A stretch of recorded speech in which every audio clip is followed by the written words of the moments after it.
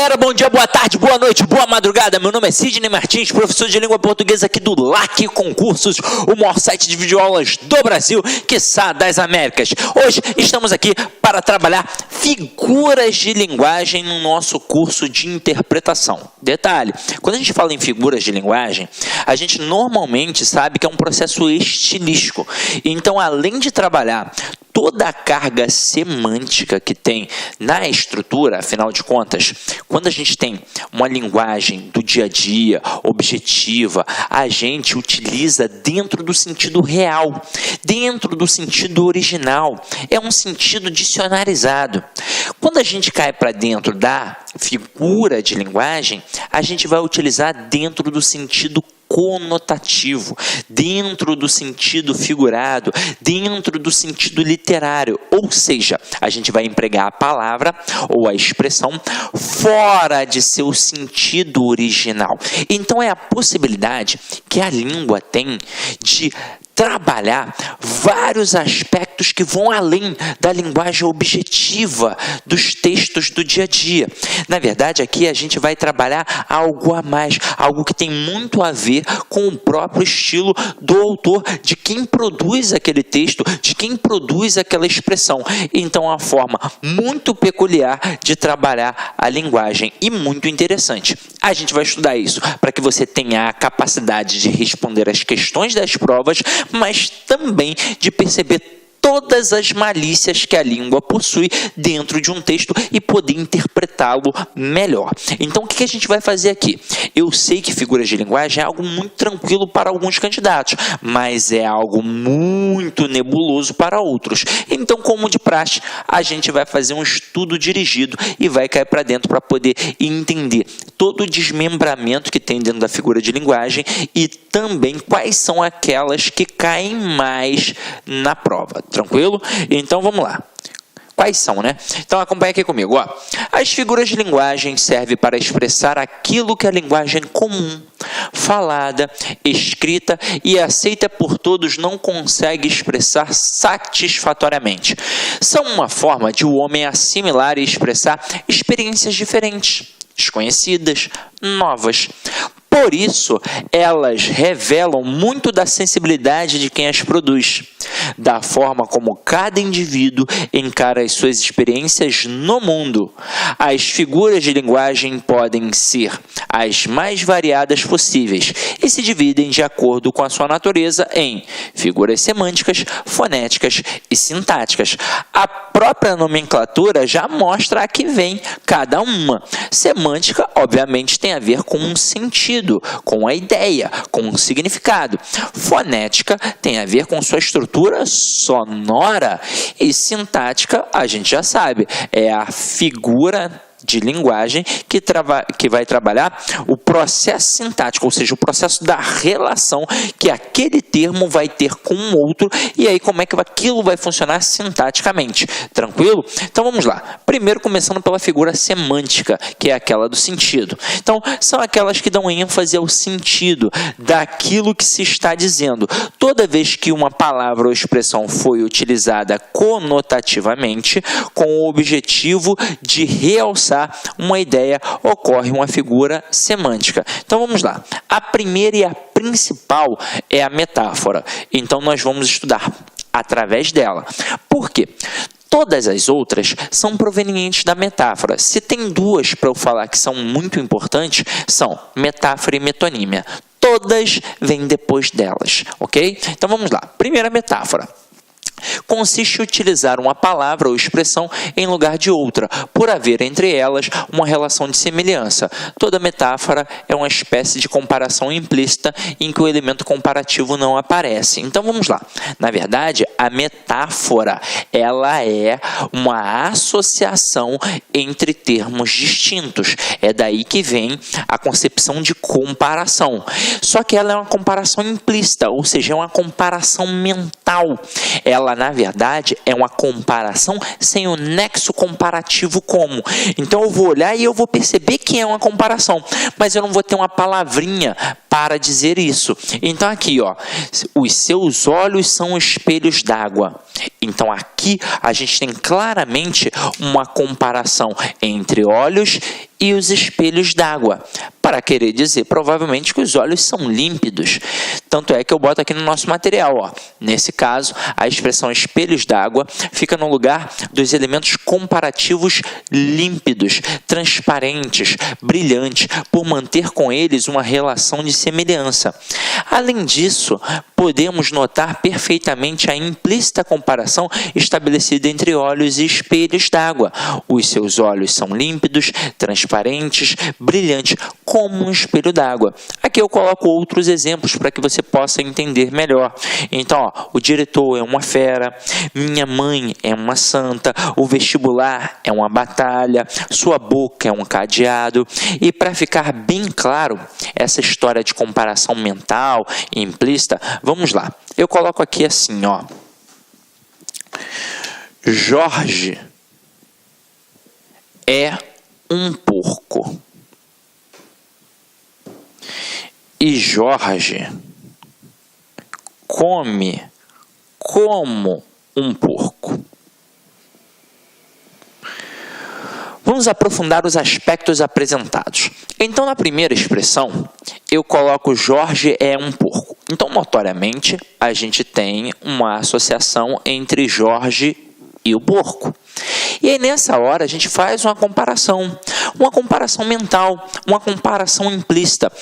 Ao dizer que o Jorge é um porco, eu, inclusive, abro o leque de possibilidades. Este Jorge pode ser um porco por ser um camarada nojento, por ser um camarada que não toma banho, por ser um camarada que não sabe, de repente, comer direito, um monte de coisas. Mas ele pode ser um porco porque é um pedófilo, porque é um camarada que fica assediando mulheres dentro do metrô, dentro do ônibus, por, de repente, ser um 71 que não me pagou. Então, é um monte de coisa. O Jorge é um porco. Aí é óbvio que a carga negativa da estrutura do porco está imbuída aqui. Agora, você vai falar, poxa, mas o porquinho é um camarada tão bacana, tem o baby, o porquinho, eu gosto de comer um carré, mas pelo senso comum, ao dizer que o camarada é um porco, é porque é algo negativo. Assim como se eu dissesse que ele é um burro. Mesmo a gente estudando a fundo e percebendo que o burro, o animal, né, o animal mesmo, o burro, é um ser muito inteligente, por sinal. Tanto é que tem uma história do Guimarães Rosa, que é o burrinho, né? O burro pedrez lá, que é extremamente inteligente. Mas na hora que a gente faz esse tipo de comparação, aqui tem uma carga negativa. Assim como se eu dissesse que o Jorge é um burro. Então é óbvio que é uma carga negativa. Agora, a gente já percebeu que nesta carga negativa aqui, eu abro para outros horizontes. Impossível seria se a gente estivesse fazendo com uma linguagem denotativa. Isso só é possível ao trabalhar a linguagem conotativa, a linguagem figurada, que é repleta de possibilidades. Agora, quando a gente coloca Jorge come como um porco, observem que eu diminuo as possibilidades. Eu aqui estou falando apenas em relação à estrutura de comer.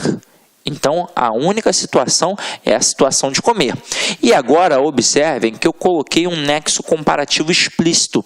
Eu utilizei a palavra como. Poderia ser qualquer outra, poderia ser igual. Ó. Jorge come igual a um porco. Jorge come que nem um porco, né? Já sendo mais cotidiano o processo. Agora, ao colocar a palavra como, a gente faz uma comparação explícita. Então, na primeira estrutura, eu utilizei a figura de linguagem denominada metáfora. E na segunda estrutura, eu utilizei a figura de linguagem denominada comparação. Então, esta é a diferença da figura metáfora para a figura comparação. Apenas uma palavrinha, pois na metáfora a comparação é implícita, é uma comparação apenas mental. E na comparação propriamente dita, a gente apresenta o elemento explícito da comparação, ok? Poderia aqui trabalhar várias metáforas. Eu poderia dizer, por exemplo, que a Clara é uma flor de menina. E aí, nesse momento, eu faço uma associação entre Clara e a flor, para dizer que ela é bonita como uma flor, delicada como uma flor, cheirosa como uma flor. Então, metáfora é isso. São as comparações que a gente vai fazendo. São as analogias que a gente vai atribuindo aos elementos. Agora, eu jamais, na metáfora, vou utilizar um elemento comparativo explícito. Ok? Beleza? Agora, vamos para a próxima figura de linguagem, muito utilizada nos textos e que pode cair numa prova sua. Então vamos lá. A próxima, como eu disse, na questão da importância, só pode ser quem? A metonímia. E aí vamos ver as vastas possibilidades que ela nos apresenta. Então vamos lá. Ó. Aqui, quando a gente fala em metonímia, ela consiste na substituição de um termo por outro. Então, se a metáfora é um processo de associação, ou seja, de comparação entre dois termos distintos, a metonímia é um processo de substituição. A gente vai pegar um elemento e substituir por outro. E aí, ó, vamos lá. Nós temos várias possibilidades. Eu tenho o autor pela obra, o continente pelo conteúdo, o lugar pela pessoa, o efeito pela causa, a parte pelo todo, o material pelo objeto, a marca pelo produto e por aí vai, baseando-se em uma estreita relação de sentido. Então, acompanha aqui comigo, ó. Autor pela obra. Acabei de ler Vinícius de Moraes. Você não está lendo Vinícius de Moraes em braille, né? Passando a mão nele ali. O que você leu foi o poema, foi a obra, foi os textos de Vinícius de Moraes. Olha a próxima. O continente pelo conteúdo. Bebi apenas 2 copos de vinho. Você, na verdade, não bebeu o copo, você bebeu o vinho. Então, quando você diz que comeu um prato de macarronada, o continente pelo conteúdo. Quando diz que você bebeu um copo de cerveja, o continente pelo conteúdo. Então, meu companheiro, você não bebeu o copo, você bebeu a cerveja. Você não bebeu o copo de vinho, você bebeu o vinho. Então, isto é um processo de substituição. E isso a gente chama de metonímia. Olha uma outra muito importante. O lugar pela pessoa.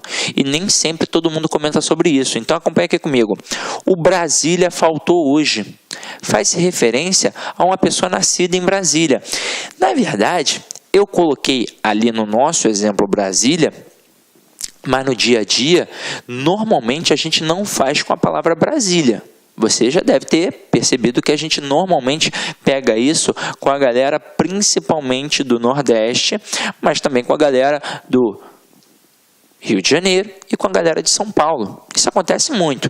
Eu botei Brasília aqui, mas eu, pelo menos, Sidney, não escuto muito. Eu vi no exemplo e achei interessante trazer a voga aqui pra gente. Mas é muito comum, por exemplo, você que mora no Rio de Janeiro ir para outro estado e a galera, ô carioca, se é um paulista, ô paulista, se é do Nordeste, e aí o camarada não quer saber se é da Bahia, se é do Ceará, se é de Alagoas, se é de Sergipe, não quer. É o Pará, né? Qual é Pará? Paraíba, não sei o quê. Como se fosse a distinção correta. Afinal de contas, Paraíba é um estado, né? Mas deixa isso pra lá, né?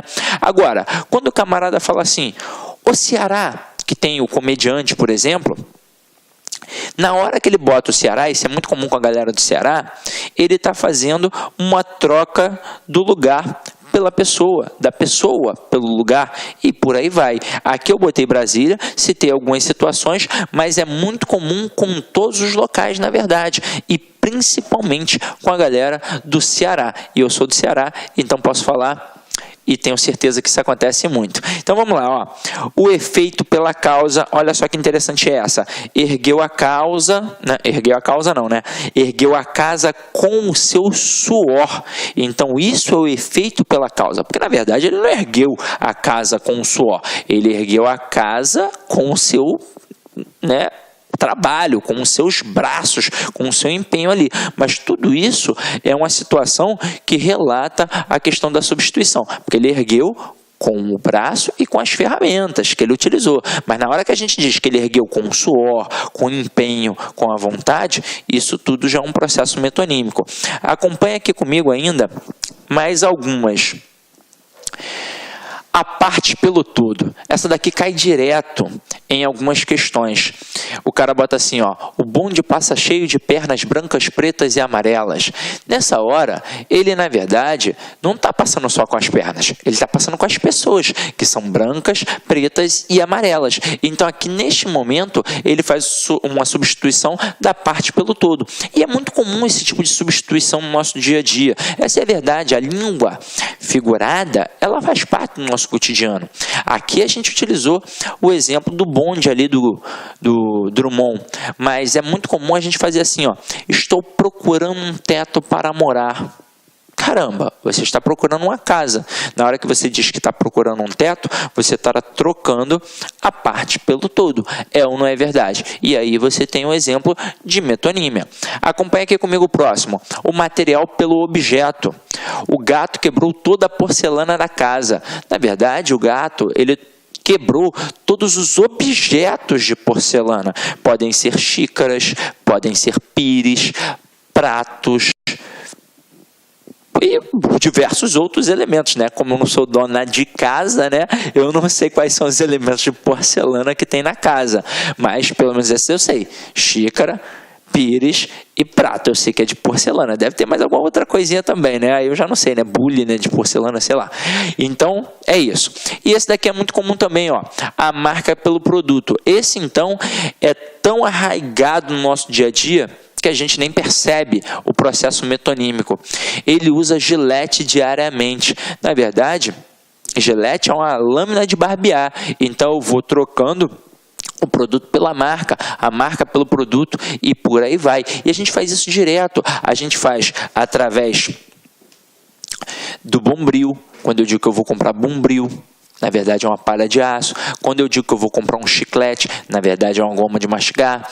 Quando eu digo que eu vou, sei lá, beber uma Coca-Cola, na verdade eu vou beber um refrigerante de cola. Então tudo isso é um processo metonímico. E o processo metonímico ele é muito interessante, porque ele é trabalhado em diversos aspectos e ele cai em prova, às vezes, de uma forma muito maldosa. Uma vez eu vi uma questão, é porque eu não achei agora essa questão para poder botar no nosso material, mas eu vi uma questão sensacional que trabalhava com a imagem e o processo da metonímia. Olha só que bacana era. O camarada trabalhava com aquelas estruturas arquitetônicas. Então era um processo metonímico arquitetônico. E aí ele tirava uma foto de um condomínio aqui na Barra da Tijuca, no Rio de Janeiro, e aí tinham as grandes colunas. E aí ele queria entender o que estava sendo trabalhado ali.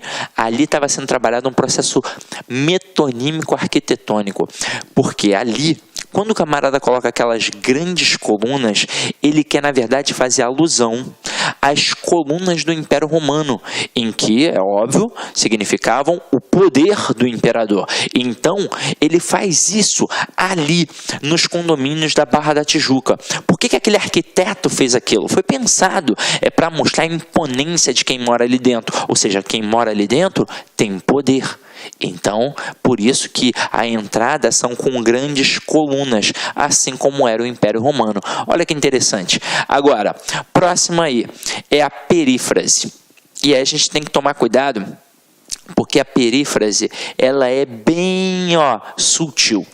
Consiste na substituição de um nome por uma expressão que denote uma característica sua. A gente faz isso o tempo todo.